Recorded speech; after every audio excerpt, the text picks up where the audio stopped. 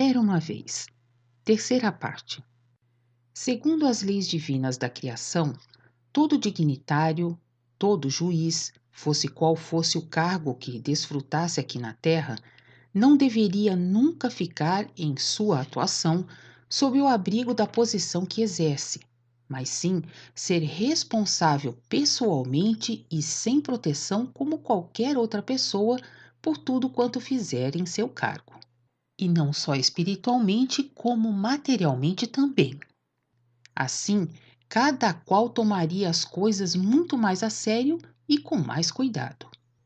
Certamente não mais se repetiriam tão facilmente os assim chamados erros, cujas consequências são sempre irreparáveis.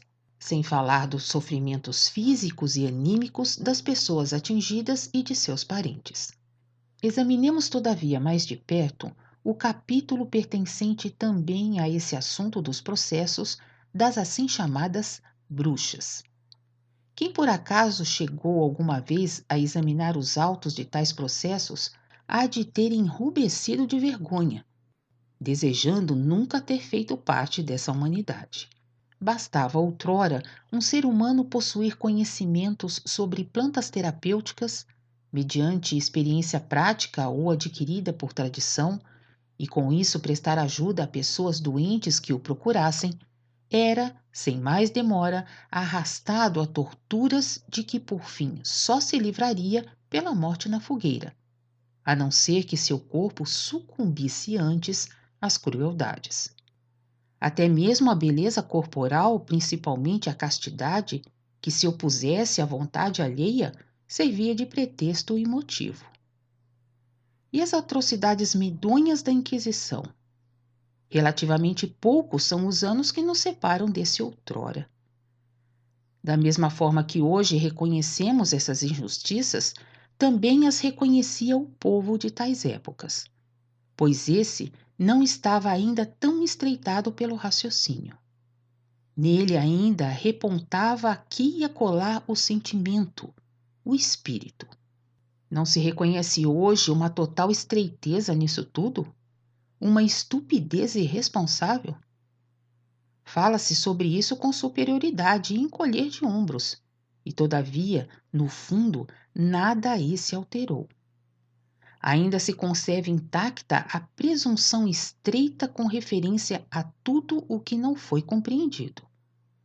Só que em lugar dessas torturas se recorre atualmente ao sarcasmo público para tudo o que, devido à própria estreiteza, não se compreende.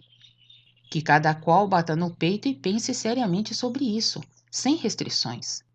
Toda pessoa que possui a capacidade de saber o que para os demais fica inacessível, que talvez possa ver com os olhos de matéria fina o que se passa no mundo dessa mesma matéria como um fenômeno natural, que dentro em pouco não provocará mais dúvidas nem ataques brutais, será de antemão considerada como impostora pelos heróis do raciocínio, isto é, por criaturas humanas não completamente normais, e talvez também pela justiça. E ai daquele que não sabe o que fazer com isso e que, com a maior inocência, fala dessas coisas que viu e ouviu. Terá de temer como os primeiros cristãos no tempo de Nero, cujos auxiliares se achavam sempre prontos para cometer assassínios. Caso essa pessoa ainda possua outras capacidades incompatíveis com a compreensão jamais acessível dos seres humanos explicitamente de raciocínio, será implacavelmente perseguida, caluniada e posta à margem, se não se submeter à vontade de qualquer um.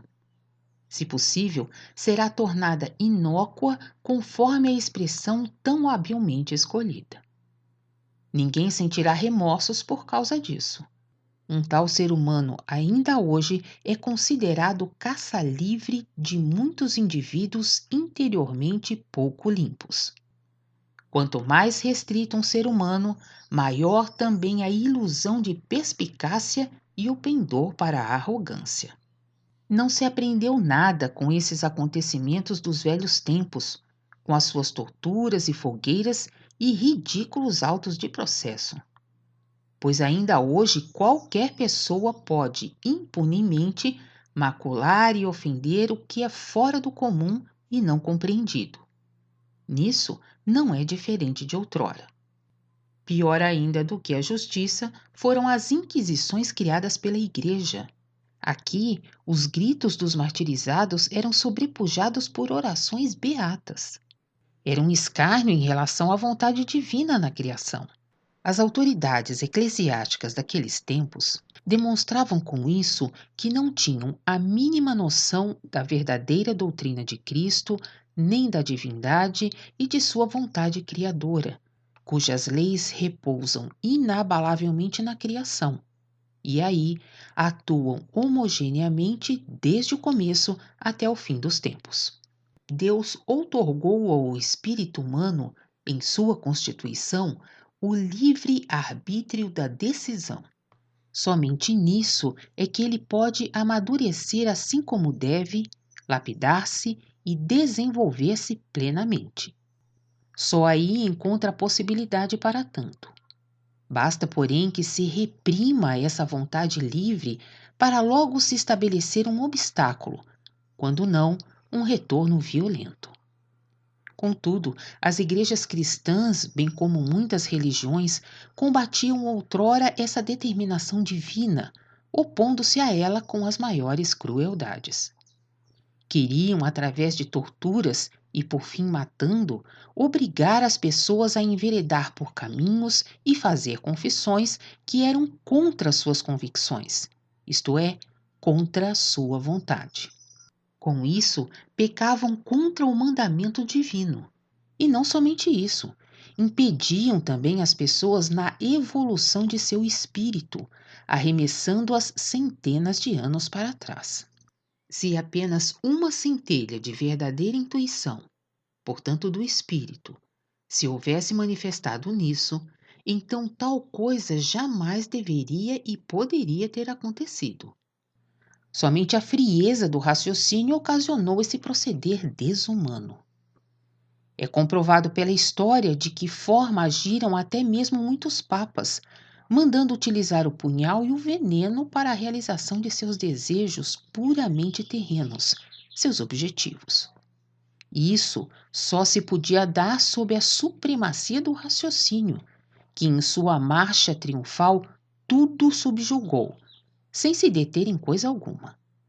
E acima de tudo isso, pairava e paira, num proceder inamovível, a vontade férrea de nosso Criador. Quando passa para o além, cada pessoa fica despida do poder terreno e de sua proteção. Seu nome, sua situação, tudo ficou para trás. Apenas traspassa para o além uma pobre alma humana, para aí receber e usufruir o que semeou. Não é possível sequer uma exceção. Seu caminho a conduz através de toda a engrenagem da incondicional reciprocidade da justiça divina. Lá não existe nenhuma igreja, nenhum Estado, e sim apenas almas humanas individuais que têm de prestar contas pessoalmente de todos os erros que cometeram. Quem age contra a vontade de Deus, isto é, quem peca na criação, fica submetido às consequências de tal transgressão. Não importa quem seja e sob que pretexto tenha agido. Quer seja um ser humano individualmente, sob a cobertura da igreja, da justiça, crime contra o corpo ou contra a alma, é e ficará sendo crime. E isso não pode ser alterado de forma alguma, nem mesmo através de uma aparência de direito, que absolutamente nem sempre é o direito, pois é evidente que as leis também foram estabelecidas apenas pelos seres humanos de raciocínio e, por conseguinte, têm de conter restrição terrena. Veja-se, por exemplo, o direito de muitos países, principalmente da América Central e do Sul. A pessoa que hoje governa e que por isso recebe todas as honrarias, pode já amanhã ir parar num cárcere como criminosa ou ser executada, caso seu adversário consiga apoderar-se do governo por um golpe de força. Caso malogre, em lugar de ser ele reconhecido como regente, passará a ser considerado como criminoso e perseguido. E todas as autoridades constituídas servem de bom grado tanto a um como a outro. Até mesmo um viajante dando voltas ao mundo tem muitas vezes de mudar de consciência como quem muda de roupa, quando passa de um país para o outro para poder dar-se bem em todas as partes. O que num país é tido como crime, no outro muitas vezes é permitido e até mesmo bem visto. E isso naturalmente só é possível nas conquistas do raciocínio terreno, mas nunca onde esse raciocínio se restrinja à sua função natural de instrumento do espírito vivo, pois quem ouvir o espírito jamais violará as leis de Deus. E onde estas constituírem os fundamentos, não poderão ocorrer defeitos nem falhas, e sim tão só unidade, que traz consigo felicidade e paz. As manifestações do espírito em todas as partes somente podem ser, em suas linhas gerais, sempre as mesmas. Jamais se oporão umas às outras. Onde quer que o raciocínio venha constituir as bases exclusivas, faltando o espiritual, também a ciência do direito, da medicina e da política se restringirão a ofícios imperfeitos. Simplesmente não é possível de outro modo, partindo-se sempre, neste caso, é claro, do verdadeiro conceito de espírito. O saber é um produto, o espírito, porém, vida, cujo valor e cuja força só podem ser medidos segundo suas conexões com a origem do espiritual. Quanto mais íntima for essa conexão, tanto mais valorosa e poderosa há de ser a parte que se desprendeu da origem. Quanto mais frouxa, porém, for essa mesma conexão, tanto mais distante, estranha, isolada e fraca tem de ser também a parte saída da origem, isto é, o respectivo ser humano. Tudo isso é tão simples e evidente que não se pode compreender como as pessoas de raciocínio que erraram o caminho possam passar e tornar a passar diante disso como cegas, pois o que a raiz traz recebem o tronco, a flor e o fruto. Mas mesmo aqui se mostra essa desesperançada autorrestrição na compreensão. Penosamente construíram um muro à sua frente e agora não podem mais olhar por cima e muito menos através dele. A todos os espiritualmente vivos, no entanto, eles se assemelham muitas vezes a pobres tolos doentes, com seu sorriso zombeteiro e presunçoso, com seus ares de superioridade, olhando com desprezo para outros ainda não tão escravizados. Tolos aos quais, apesar de toda a compaixão, deve-se deixar com a sua quimera, porque o seu limite de compreensão deixa passar, sem impressões mesmo, os fatos comprovantes do contrário. Todo e qualquer esforço para melhorar um pouco esse estado de coisas assemelhar-se-á tão só às tentativas vãs de envolver um corpo doente com um manto novo e bem vistoso, a fim de proporcionar ao mesmo tempo também restabelecimento da saúde. Já agora o materialismo está além do ponto culminante e breve terá de desmoronar-se, falhando por toda a parte. Não sem arrastar consigo muita coisa boa. Seus adeptos já chegaram ao fim de suas possibilidades. Dentro em breve estarão confusos em sua própria obra e em si próprios, sem perceber o abismo que se abriu diante deles.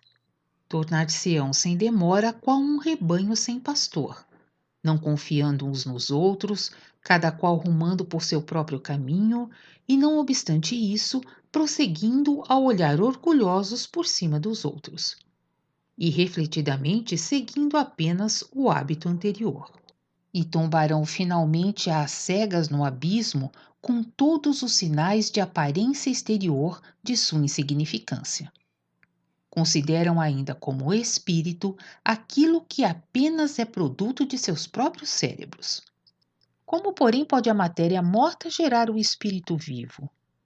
Em muitas coisas se mostram orgulhosos por seu pensar exato e deixam, sem o mínimo escrúpulo, nos assuntos essenciais, lacunas da maior irresponsabilidade. Cada novo passo, cada tentativa de melhora, trará sempre em si toda a aridez das obras do raciocínio, e assim o germe da decadência irreprimível. Tudo quanto assim digo não é nenhuma profecia, nenhuma predição sem base, e sim a consequência inalterável da vontade vivificadora da criação, cujas leis já expus nas minhas numerosas dissertações precedentes. Todos os que me acompanham em espírito nesses caminhos bem acentuados têm de reconhecer e dar-se conta do fim indispensável. E todos os indícios disso já estão aí. As pessoas se lastimam e gritam alto. Veem com asco de que maneira as excrescências do materialismo se exibem em formas quase inacreditáveis. Imploram e rogam pela libertação do sofrimento, pela melhora, pela cura desse declínio ilimitado. Os poucos que ainda puderam salvar qualquer sentimento de vida de suas almas dessa tempestade de acontecimentos incríveis, que não se sufocaram espiritualmente na decadência geral que traz com orgulho ilusório na testa o nome de progresso, sentem-se como expulsos, retardatários, e como tal são considerados e ridicularizados por seus acompanhantes sem alma da época moderna. Uma coroa de louros a todos quantos tiveram a coragem de não se juntar às massas, que altivamente se detiveram rente à rampa íngreme que levava para baixo. É um sonâmbulo aquele que por isso ainda se considera hoje um infeliz. Abri os olhos, pois não vedes que tudo o que vos oprime já é o começo do repentino fim do materialismo, que atualmente só domina de maneira aparente? A construção inteira já está para ruir, sem a participação dos que nela sofreram e ainda estão sofrendo. A humanidade do raciocínio tem agora de colher aquilo que durante milênios gerou, alimentou, criou e adulou.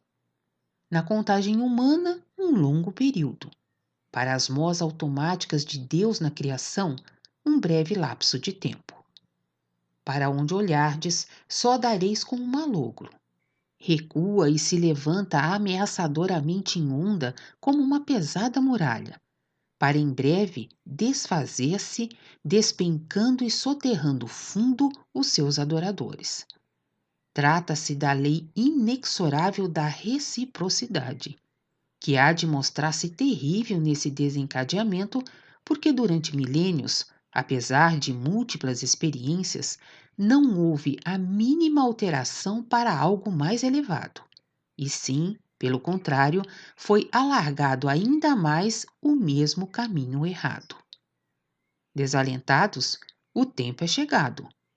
Levantai a fronte que tantas vezes tivesses de baixar sob o peso da vergonha, sempre que a injustiça e a estupidez vos infligiram tão profundo sofrimento.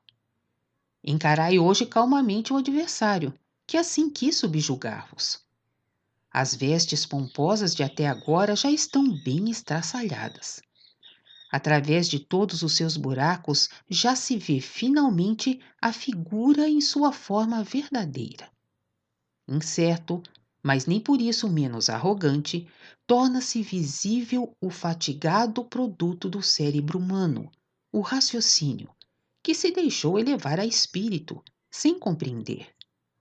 Tirai sossegadamente a venda e olhai mais nitidamente em redor de vós.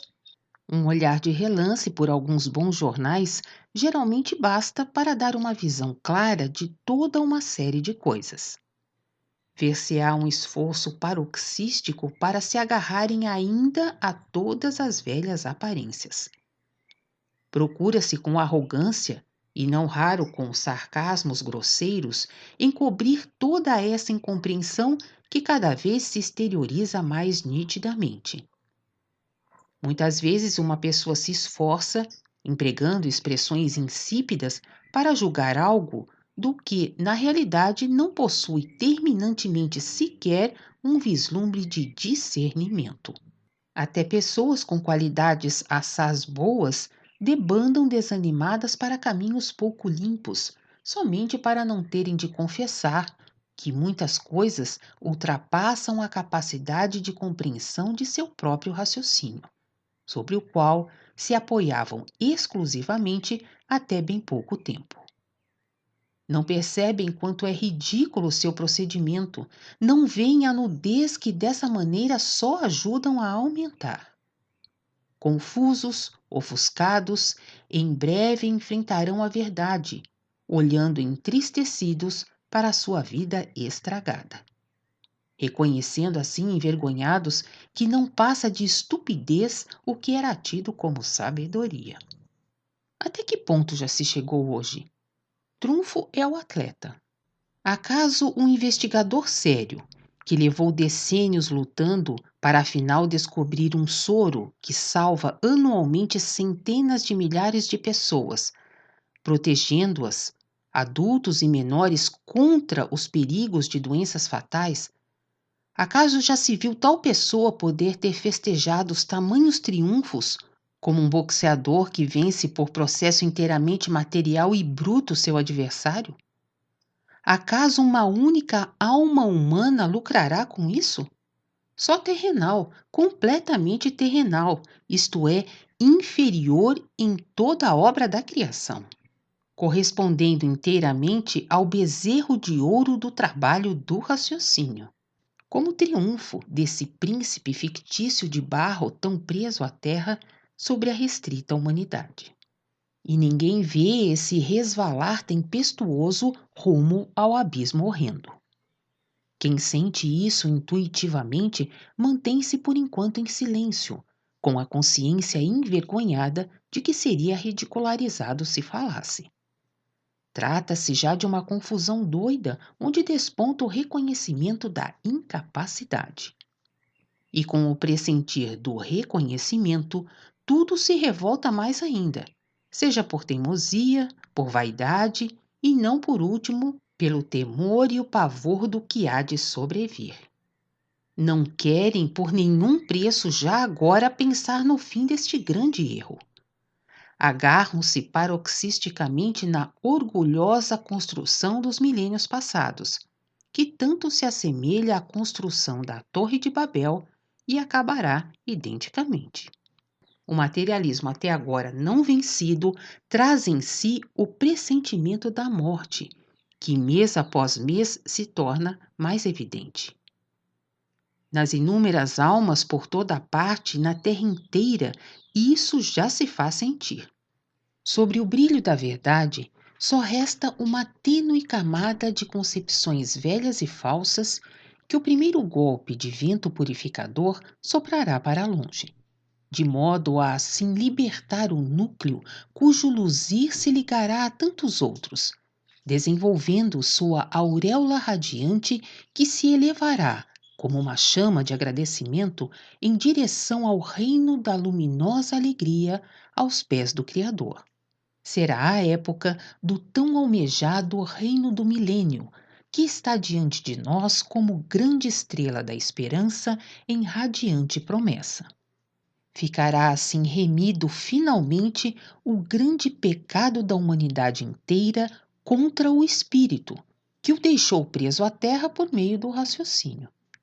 Somente esse será então o caminho certo para a volta ao natural, o caminho da vontade do Criador, que quer que as obras dos seres humanos sejam grandes e perfluídas por intuições vivas.